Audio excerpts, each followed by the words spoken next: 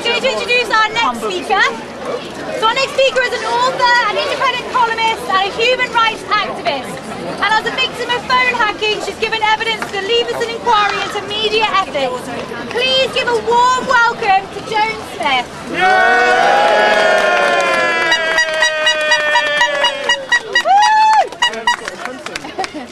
Thank you. I'll try and shout as much as I can.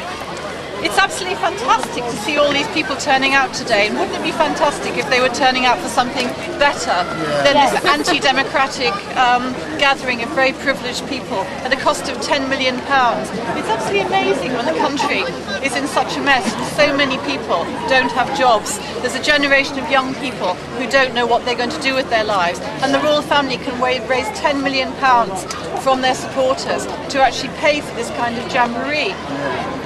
What always surprises me about the royal family is that we have the confidence to elect our local councillors who make planning decisions and so on. We have the confidence to elect a government who will make decisions about really dramatic things like when we go to war, whether we go to war. And yet we don't have the confidence to elect someone to represent us both in the country and internationally. All my life, the same person has been head of state in this country. I, like all of you here today, have never had a say in that. And this family in no way represents my values. I don't suppose they represent the values of a huge number of people in the country if they sat down and thought about it. There's a fiction that this family is apolitical, but my experience of the Queen is that she is quite political. It's just that people don't actually talk about what she says in private. And I've been to the palace many times, and I once went to a garden party where it absolutely began to pour down with rain. And what was absolutely fantastic about this event was there was an announcement that the royal family was being evacuated into the palace, and we were all left to get wet. And that's how much this family likes the people who actually pay taxes and support them. There's the filthy rich for you. Yes. So when I think about what I like about this country, it's its values. I don't need to carry flags. I don't need to have bunting on my house. I like the fact that this is a democratic country. It isn't a perfect democracy by any means, but it's a country that intervenes in other countries in humanitarian terms, in places like Sierra Leone, to try and stop the slaughter of people, civilians in places like Libya. I'm very proud that we have a country that does that. I'm very proud that this is a country which doesn't have the death penalty, which campaigns with other countries to try and persuade them to give up these barbaric forms of punishment. I'm very proud that in my lifetime it's become a better country. When I was born, it was still illegal to be homosexual in this country. I think it's fantastic that we now have civil partnerships and gay people are able to take their rightful place alongside heterosexuals in this country. I'm delighted that women are no longer forced into shame if they have children outside marriage. Women are no longer forced to have children if they don't want them. All of that is fantastic. That's what I want to celebrate about this country. The fact that it has liberal values and that our politicians, they get things wrong. Tony Blair got the Iraq War very badly wrong in my view. But we do on the whole have politicians who support our values, who promote our values. They're Western values, they're universal values, they're not just British.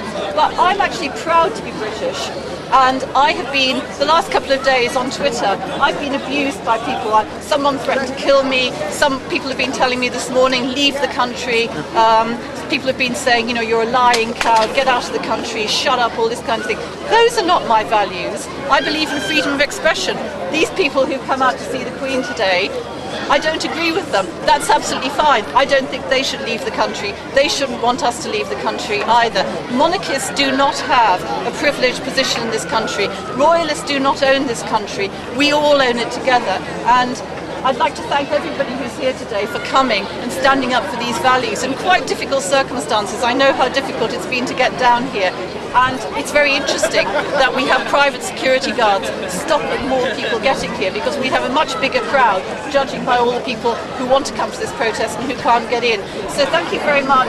And I'd just like to say I'm really proud that so many people have come here today to stand up for the other British values, which I think are the real British values. Thank you very much.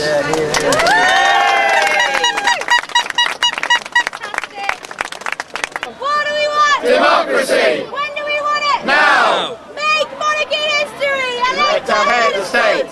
Make monarchy history! Elect our head of state!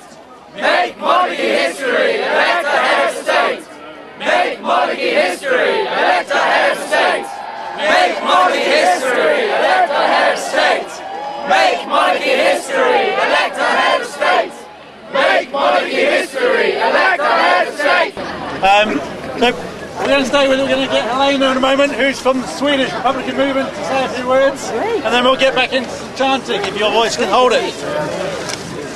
Helena, it's just here.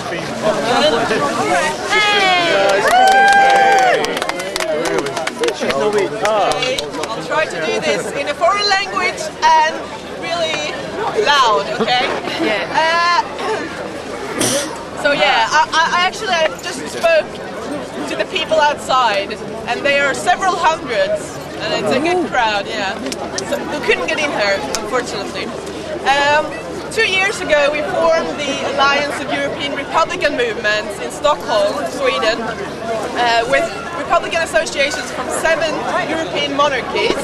So help me with this. It's Great Britain, Spain, Belgium, Netherlands, Sweden, Norway, and Denmark. That should be it, right? So we formed this to learn from each other's experience and just try to figure out how to get our message through and help each other. And so I will share some of the Swedish experience with you. And we've had a really good Republican trend in the last few years. And we've had the wedding, just as you've had, and we've also had the royal baby being born February this year. And we got so many new members from this, so don't fear royal members, royal babies, because that's going to be a good thing. Because it makes people reflect upon the hereditary principle. Is it any good, or maybe it's not? So this is something that's people, it makes people reflect, which I think is always a good thing for us. So these are excellent times, I think, to be a Republican, and I congratulate you on the great events today and the protests, and I'm excited to see what's going to happen. So I think that's it. Thank you.